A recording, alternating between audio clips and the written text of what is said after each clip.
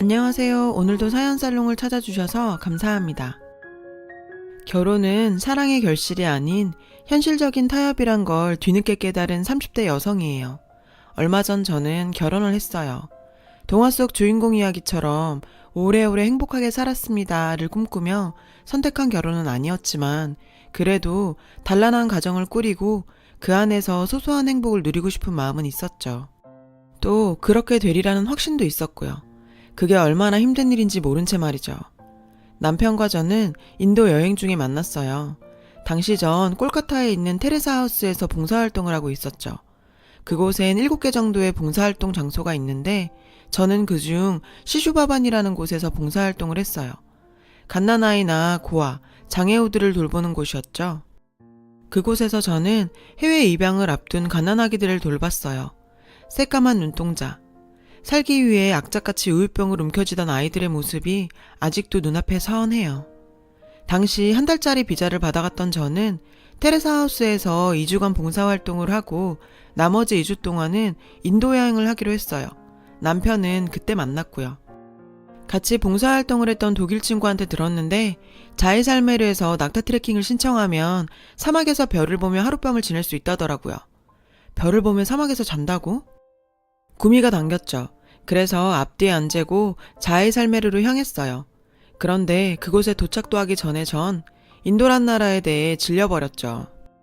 인도는 정말이지 여자 혼자 여행할 곳이 못 되더라고요. 기차나 버스를 타고 가다 보면 어김없이 가슴 한켠을 톡톡 건드리는 느낌이 들었어요. 처음엔 이게 뭐지? 하고 그냥 넘겼죠.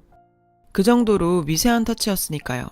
근데 알고 보니 현지인들의 성추행 수법이더라고요. 팔짱을 딱 끼고선 안 보이게 팔밑으로 손가락을 펼쳐서 닿을 듯 말 듯 여자의 가슴을 만지는 거죠. 처음엔 그 손가락을 보고 얼마나 기겁을 했던지 나중엔 화가 나서 멱살을 쥐고 쌍욕을 해줬어요. 자주 당하다 보니 악에 바치더라고요. 그랬더니 어떻게 알았는지 인도 사람들이 몰려와선 성추행범에게 돌을 던지더라고요. 그날도 버스 안에서 옆자리 남자가 제 가슴을 건드리길래 욕을 한 바가지 퍼붓고 있는데 뒷좌석에서 한국말 소리가 들리는 거예요. 아, 양아치 새끼네. 돌아보니 더벅머리에 수염까지 덥수룩한 한국 남자였죠. 차림새가 꼭 인도 수도자인 사두 같았어요. 그는 벌떡 일어나 제 옆자리 남성을 끄집어내곤 자기가 제 옆에 앉더라고요. 순식간에 일어난 일이라 전 놀란 눈으로 남자를 쳐다봤죠. 그제야 남자는 제 눈빛을 읽곤 저 나쁜 사람 아닙니다 라고 하더군요. 그래서 저도 그걸 어떻게 믿어요, 그쪽이 누군지도 모르는데 라고 받아쳐줬죠. 그랬더니 남자는 피식 웃더라고요. 오성준입니다. 그쪽은요? 난 모르는 사람한텐 이름 말 안 해요. 퉁명스럽게 말하곤 몸을 틀어 창가 쪽으로 붙어 앉았어요. 로컬버스는 한참을 달려 자이살메르에 다다랐죠. 깜빡 잠이 들었던 저는 사람들이 버스에서 내리는 소리에 눈을 떴어요. 옆자리 남자는 이미 사라지고 없더라고요. 솔직히 좀 아쉬웠죠. 말은 퉁명스럽게 했지만 사실 한국 남자를 만나서 천만다행이다 생각했거든요. 일정이 맞으면 낙타 사파리도 같이 가자고 할 참이었는데 아쉬웠어요. 전 서둘러 버스에서 내렸어요. 그때였죠. 차 지붕에서 남자 목소리가 들렸어요. 이 가방 그쪽 거 맞죠? 남자는 차 지붕에 쌓여있는 짐가방 중 제 가방을 집어들며 말했어요. 그리곤 제가 대답할 겨를도 없이 제게 가방을 던져줬죠. 저는 남자를 보자 안심이 됐어요. 그래서 악수를 청하며 말했죠. 정예은이에요. 남편은 제 손을 잡으며 피식 웃더군요. 알아요. 모르는 사람한텐 이름 안 가르쳐준다더니 가방에 떡하니 써놓고 다니면 어떡해요? 이거 남자 꼬시는 수법 아닌가 몰라? 그제야 생각이 났어요. 혹시 짐이 섞였을 때 찾기 쉬우라고 배낭에 영문으로 이름을 적어둔 사실이요. 남자와 전 다행히 일정이 맞아서 함께 낙타 사파리를 했어요. 비현실적인 사막의 밤은 정말 아름다웠죠. 그렇게 우리는 제가 한국으로 떠나는 날까지 여행을 함께 했어요. 그날 자이살메르를 향하는 버스에서 만난 그 남자가 바로 제 남편이 되었죠. 남편은 일남 이녀 중 장남이었어요. 개천에서 난 용까지는 아니었지만 어려운 형편에 혼자 힘으로 대입 공기업 취직까지 해낸 사람이었어요. 부모님 도움 없이 말이에요. 당시 남편은 대학 졸업 전 공기업에 취직이 확정된 상태였어요. 그래서 열심히 아르바이트를 해서 모은 돈으로 입사 전 꿈에 그리던 인도 배낭여행을 떠났던 거예요. 저한테는 그때가 갑작스런 엄마의 죽음에 충격을 받아 방황하던 시기였고요. 그런 저에게 친한 과 선배가 인도로 봉사활동을 다녀오라고 하더라고요. 콜카타에 있는 테레사 하우스는 그 선배가 추천해준 곳이었죠. 선배 말대로 그곳에서 몸도 마음도 추스러워야겠다 생각했는데 결과적으로 인생의 반려자를 만나서 마음의 안정을 찾게 된 거죠. 그래서 전 제 남편이 돌아가신 엄마가 보내준 사람이라고 생각했어요. 하지만 그건 엄청난 착각이었죠. 남편은 월급으로 본인 학자금 대출을 갚아갔고 그러고도 밑으로 줄줄이 달린 여동생들 대학 등록금과 학원비를 감당해야 했어요. 부모님이 계셨지만 두 분 모두 남편한텐 짐밖에 안 되는 분들이셨죠. 실질적인 가장은 남편이었어요. 중고등학생 때부터 말이죠. 전 그런 남편이 늘 안쓰러웠어요. 제가 이 남자와 결혼을 생각한 이유 중 하나가 그가 짊어진 삶의 무게를 나눠주고 싶었기 때문이에요. 지금 와서 생각해보면 그게 얼마나 무모한 생각이었는지 후회가 되지만요. 복학 후 나머지 학기를 마친 저는 과 동기 3명과 함께 디자인 사무실을 오픈했어요. 초기엔 수입이 전무했어요. 당연하죠. 저희 같은 무명의 초짜 디자이너한테 누가 일을 맡기겠어요? 저라도 안 맡기죠. 그래서 일단 이름 있는 공모전에 참여해서 수상을 하는 데 집중했어요. 운 좋게 동기들과 전 해외 유수의 공모전에서 수상을 하게 됐고 그걸 발판 삼아서 일감을 따낼 수 있었죠. 이후론 회사 이름을 알리는 데 열을 올렸어요. 물론 그러는 사이에도 해외 공모전은 꾸준히 참여했어요. 그렇게 공모전 트로피가 하나 둘 쌓여갈수록 우리 회사는 점점 커졌죠. 아직 안심할 정도는 아니지만 그래도 직원들 월급은 무난히 뽑을 정도는 됐어요. 일이 안정되고 보니 어느덧 제 나이가 30이 넘었더라고요. 정신없이 달리느라 나이 먹는 것도 모르고 살았던 거예요. 그제야 슬슬 결혼 생각을 하게 됐어요. 그건 남편도 마찬가지였어요. 동생들 뒷바라지하느라 남편도 결혼을 생각할 겨를이 없었거든요. 사실 우리처럼 오래된 연인들은 결혼 전에 이미 가족이 돼버렸기 때문에 굳이 식을 올리는 거에 연연하지 않게 돼요. 그 얘기는 풋풋했던 연인 사이에서 서로에 대한 의무감과 함께 만나는 전우와 같은 사이로 변했다는 걸 의미하기도 하고요. 이제 와서 다른 사람을 만나자니 또 다시 시간과 돈, 감정 소모를 하긴 싫고 어지간하면 그냥 살자 싶은 마음이요. 당시 제 마음이 딱 그랬어요. 모르긴 해도 남편 역시 그랬던 것 같고요. 10년 가까이 연애를 한 우리는 그렇게 결혼을 했어요. 사실 오래전부터 우린 신혼여행을 우리가 처음 만난 인도로 떠나기로 약속했었어요.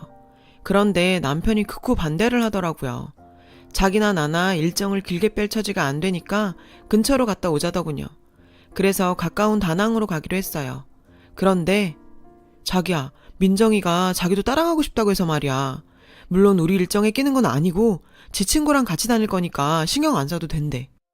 뭐? 아니 그래도 그렇지 어떻게 신우이랑 신혼여행을 같이 가냐? 나중에 가라 그래. 솔직히 싫었어요. 누가 좋겠어요. 신우이가 신혼여행을 따라온다는데. 알잖아 민정이 우리 형편 때문에 졸업여행도 못 갔던 거. 지 친구 중에 해외여행 못 가본 건 자기 하나뿐이래. 자기야 어떻게 안 될까? 딱하긴 했죠. 남들 다 가는 고등학교 수학여행을 돈이 없어서 혼자 못 갔다는데 생각 끝에 전 그러라고 했어요. 우리 일정에 끼는 것도 아니고 갈 때 올 때 비행기만 같이 타는 거니까 말이에요. 대신 숙소 따로 잡아야 돼. 알았지? 그렇게 우리 부부는 신우이와 신우이 친구 이렇게 넷이 비행기에 올랐어요. 다낭 공항에 내려 두 사람을 택시에 태워 보내고 저랑 남편은 리조트에서 보내준 밴을 타고 숙소로 향했죠. 프라이빗 리조트라 시내에서 거리가 먼 게 흠이었지만 그래도 풍경은 정말 끝내줬어요. 게다가 개인 풀이 있어서 편하게 수영도 할 수 있었고요. 우린 짐을 풀고 리조트 내 레스토랑에서 점심을 먹었어요. 그런데 밥 먹는 내내 남편이 자꾸 톡을 하더라고요. 신경 쓰이게 말이죠. 누구야? 신혼여행 중인데 매너 없이.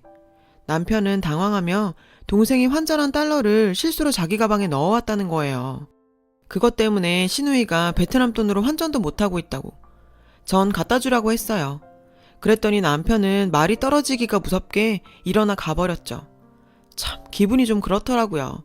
그런데 점심때 나간 사람이 해질녘이 다 되어가는데도 감감무소식인 거예요. 아무리 톡을 해도 확인도 안 하고. 그래서 신우이가 있는 호텔로 가려고 옷을 입었어요. 그리고 남편 폰에 톡을 남겼죠. 하도 안 와서 내가 그쪽으로 간다. 땡땡땡 호텔 맞지? 근데 톡을 보내자마자 바로 톡이 오는 거예요. 아냐, 오지마. 나 지금 리조트로 가는 길이야. 오늘 내내 톡을 보내도 확인도 안 하고 답장도 없더니 내가 간다니까 바로 답톡이 오는 게 마음에 좀 걸렸어요. 그때 의심을 했어야 했는데. 답톡을 받고 30분이 지나서야 남편은 리조트로 돌아왔어요. 뭐야, 돈만 전해주고 온다던 사람이 이제 면 어떡해. 오늘 하루 다 날렸잖아. 다른 날도 아니고 신혼여행인데 자기 가서 뭐 하다 왔어? 그러자 남편은 버럭 소리를 질렀어요. 하긴 뭘 하다 와. 민정이가 해외여행은 처음이니까 환전하는 거 가르쳐주고 마트 들러서 먹을 것 좀 사다 주다 보니 늦은 거 가지고.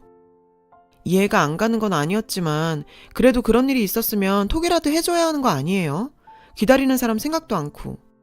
근데 환전하고 마트에 들렀다 왔다는 사람한테서 좋은 냄새가 났어요. 자기 샤워했어? 자기한테서 좋은 냄새가 나네. 그 순간 남편은 분명 움찔했어요. 샤워는 무슨, 하도 뛰어다니느라 땀이 좀 나서 마트에서 시향 중인 향수 좀 뿌렸어. 자기야, 언제까지 그 일로 싸울 거야. 우리 신혼여행 온 거잖아. 즐겁게 보내다 가야지. 안 그래? 오다 보니까 아시아파크가 꽤 그럴듯하던데. 가서 놀다 오자. 응? 전 못 이긴 척하고 남편을 따라 나섰어요. 그렇게 신혼여행 첫날 밤이 지나갔죠. 아침에 눈을 떠보니까 남편이 발코니에 나가 톡을 하고 있더라고요. 또 신우인가 보다 했죠. 신혼여행까지 와서 동생을 챙기는 남편을 보니 좀 짠하더라고요. 몸은 하나인데 아내와 부모, 동생들까지 보살펴야 하는 사람들 천진이 말이에요. 그래서 어지간하면 저도 좀 거들까 하고 남편이 샤워하러 들어간 사이 남편 휴대폰을 열어봤어요. 패턴으로 잠겨있더라고요. 평소 남편의 손가락 움직임을 따라 그려봤더니 열리더라고요. 그래서 톡을 열었는데 자기야, 나 심심해. 언제 올 거야? 마눌은 아직도 처자? 설마 어제 나랑 하고 가서 마눌이랑 또 밤일한 거 아니지? 그런 거면 나 가만 안 있어? 맙소사, 그동안 남편이 받았던 톡은 신우이가 아닌 신우이의 친구, 아니 남편의 상간녀였어요. 이 미친 인간이 신혼여행에 지 상간녀를 끌고 온 거예요. 게다가 신우이란 년은 그걸 알고도 상간녀를 돕고 있었고요. 피가 거꾸로 솟는 것 같았어요. 당장이라도 저 남편 놈을 갈기갈기 찢어버리고 싶었죠. 남편 놈은 내가 이 사실을 알게 된 줄도 모르고 욕실에서 콧노래까지 흥얼대더군요. 전 심호흡을 했어요. 무작정 덤볐다가는 오히려 제가 당할 수도 있으니까요. 냉정을 찾아야 했죠. 그래서 일단 톡에 남겨진 남편과 상간녀의 대화를 사진으로 찍어뒀어요. 그리고는 다시 침대로 들어가 자는 척을 했죠. 욕실에서 나온 남편은 제 쪽을 쓱 살피더니 휴대폰 확인을 하더라고요. 그리고는 키득거리며 또 다시 상간녀와 톡질을 시작했어요. 전 이불 속에서 울음을 참으며 남편의 경악스러운 행동을 지켜봐야 했죠. 오후가 되니 어김없이 남편은 나갈 궁리를 하더군요. 하지만 이미 환전도 했겠다. 딱히 핑계거리가 없었던 거예요. 제 눈치를 보며 눈알만 굴리고 있는 남편을 보고 있자니 욕지기가 일었어요. 그래서 난 몸이 안 좋아 숙소에서 쉴 테니 동생 데리고 시내 구경이나 하고 오라고 내보냈어요. 남편은 아주 죽다 살아난 사람처럼 화색을 띠며 바로 튀어나가더군요. 어디가 아프냐는 말도 없이 말이죠. 남편이 나가고 욕실에 물을 틀어놓고 한참을 울었어요. 내가 처한 이 상황이 기가 막히고 남편에 대한 배신감을 참을 수 없었죠. 게다가 신혼여행까지 따라온 저 상간녀도 용서할 수 없었고요. 지도 여자면서 어떻게 평생 한 번뿐인 신혼여행까지 따라와요. 그걸 도와준 신우이는 또 어떻고요. 일단 저는 남편과 신우이 SNS를 뒤져봤어요. 그리고는 하나하나 신우이 친구와 얼굴을 비교해봤죠. 댓글 하나까지 사사시 뒤져보니 대략 윤곽이 나오더군요. 이름은 안은정. 신우이와는 고등학교 동창이었어요. 현재 남편과 같은 직장에 다니고 있고 집이 꽤 사는 모양인지 영국 유학까지 다녀왔더군요. 상간녀의 SNS에 올려진 사진을 보니 남편의 SNS에 있는 사진 속 장소들과 겹치는 곳이 많았어요. 그런 사진들이 올라오기 시작한 건 약 1년 전부터였더라고요. 적어도 두 사람이 만나온 건 최소 1년이 넘었다는 얘기죠. 이대로 호텔방을 급습해서 머리채를 쥐어 뜯어놓을까? 아니면 회사 정문 앞에서 두 연놈의 불륜 사실을 까발리며 피켓 시위를 해? 그것도 아니면 SNS에 둘이 낯뜨거운 대화를 도배를 해버려? 생각은 많았지만 어느 것 하나 답이 될 만한 건 없었어요. 그랬다간 오히려 저를 명예훼손으로 고발할 수도 있으니까요. 저것들이 뭘 못하겠어요. 결국은 위자료 소송밖에는 없었죠. 그러기 위해선 증거를 모아야 했어요. 그래서 그 연놈들 앞에서 평정심을 유지하려 노력했죠. 그렇게 인생 최악의 신혼여행에서 돌아온 전 틈틈이 남편의 폰을 통해 둘 사이의 은밀한 대화와 사진, 동영상들을 모아두었어요. 그리고 얼마 뒤 남편과 상간녀가 함께 집으로 왔어요. 당신 도대체 왜 이래? 우리가 무슨 짓을 했다고 생사람을 잡아? 남편은 펄펄 뛰며 화를 냈어요. 상간녀 역시 마찬가지였죠. 사모님, 저한테 왜 이래요? 내가 언제 과장님이랑 만났다고 이래요? 저요, 명예훼손으로 소송 걸 거예요. 우리 아빠가 누군지 알고나 이래요?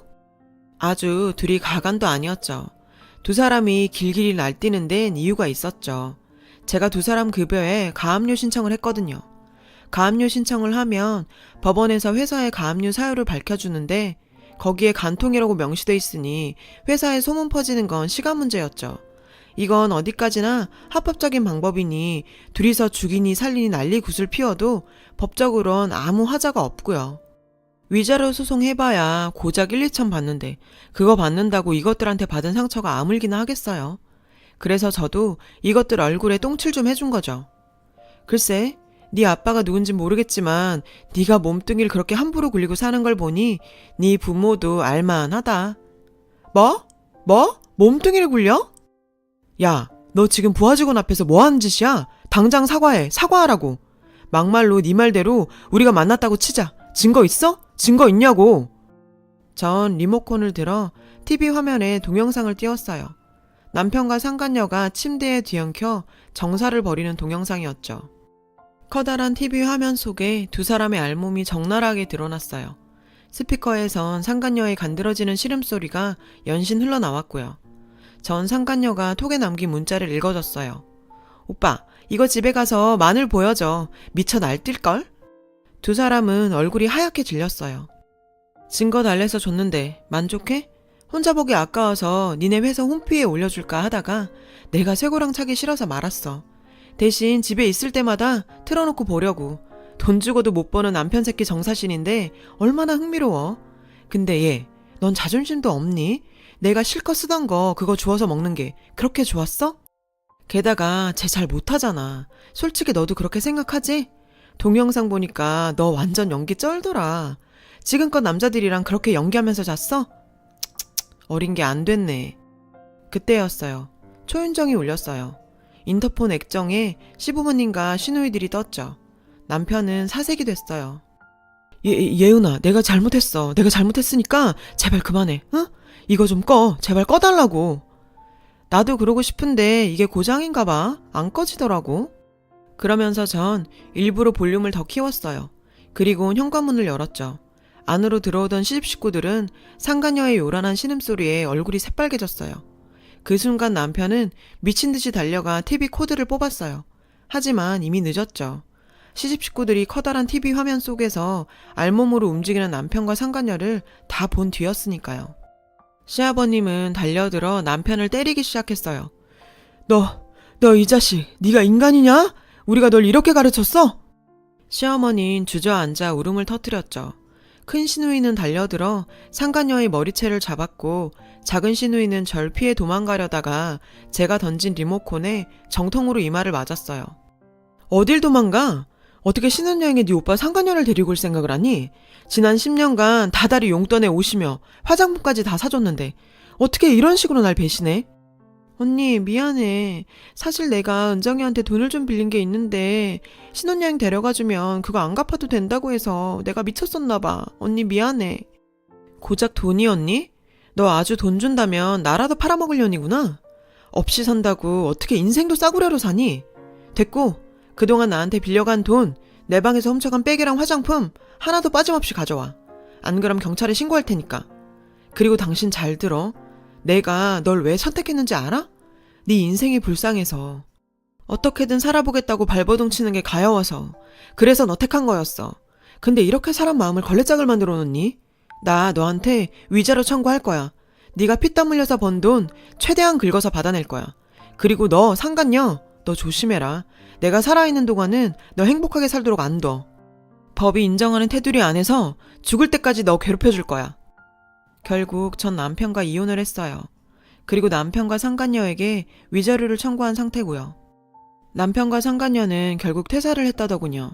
사내에 불륜 사실이 퍼진 데다 상간녀 부친이 회사로 찾아와 난동을 부렸거든요. 거길 어떻게 다니겠어요. 참 인생사. 정말 어떤 일이 펼쳐질지 모르겠더군요. 저는 다 잊고 다시 일에 몰두하려고 합니다. 얼마 전 큰 건을 따내서 한동안 눈코 뜰 새 없이 바쁠 것 같아요. 역시 전 남자보다는 일이 체질인가 봐요. 짧은 기간 동안 참 어이없고 가슴 먹먹한 일을 겪었어요. 그래도 털어놓고 나니 조금 편안합니다. 제 이야기를 들어주신 여러분의 일상도 안녕하시길 바랍니다. 여러분, 사연 댓글에 응원과 현명한 조언 부탁드려요. 좋아요와 구독은 저에게 큰 힘이 됩니다. 오늘도 좋은 일 가득하세요.